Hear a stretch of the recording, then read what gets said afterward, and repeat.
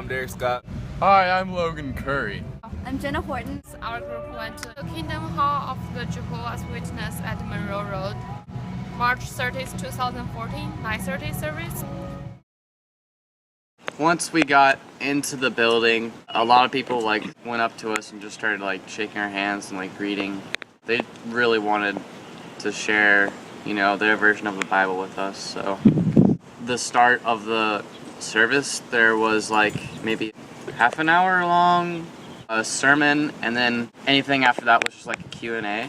And what was really cool is little kids even got to speak their opinion about their version of the Bible, and it was really cool. This is their Bible. The name is New World Translation of the Holy Scripture, and this is their book for singing. It's singing to the Jehovah's, and this is a book. The name is The Watchtower Announcing Jehovah's Witness. They were singing the song first, then speech come to talk about the scripture, and in the end they were talking about how the different age to impact the Jehovah's word, their belief. The song they sing is Praise Jehovah with Me. They read Act 10:24-26 and the Revelation 4:11 and 7:11. Pastor asks some question purpose is not live and die, it's great and ground, and how to accept the word standard, but not Jehovah's. Jehovah is a good porter. How was the service of the Watchtower? The service of the Watchtower was good. It was basically a classroom setting, basically what we have in Bible class, where everybody was participating and everybody talked about it. So the minister or the preacher at the top of the service in the front of the class would basically talk to us, and we would read the scripture, and he would ask us how we felt about it. So after that, about 3 or 4 people would respond, and then he would move on to the next questions, just sort of like a Q&A in Bible class. How was your overall experience in the Watchtower? It was a great experience. I enjoyed it, but overall there's nothing like home. They like to greeting each other. It is a really small church. The square they put, "Let your kingdom come," Matthew 6:10. What stood out to you the most in the service, Derek?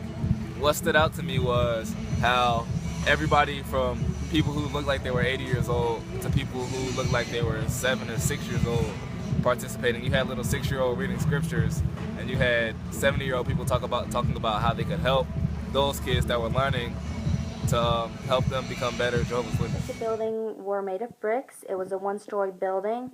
By the entrance there was a sign hanging up, and it had the day it was with an event and time beside it saying this event happens at this time, so that people know the events throughout the day. Once you enter, it's a small hallway, and it had a carpet flooring, and it was actually just renovated, so when we visited, that was the first time back for the people in a month, they said. So they were happy to be back at the normal place they worship. Inside the worship area, they didn't have pews like normal churches did, like we're used to. They actually had more of a theater type area with chairs, and in the front it was kind of a little stage.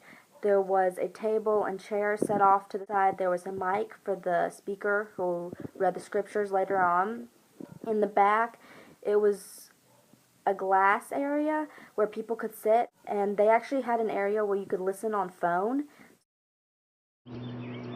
What I expected was for it to be much more closed in and much more weirder, like a cult was. But when I actually got there, it was much like one of our traditional churches that we go to today, just in more of a classroom setting. I actually did not have a lot of thoughts going into it.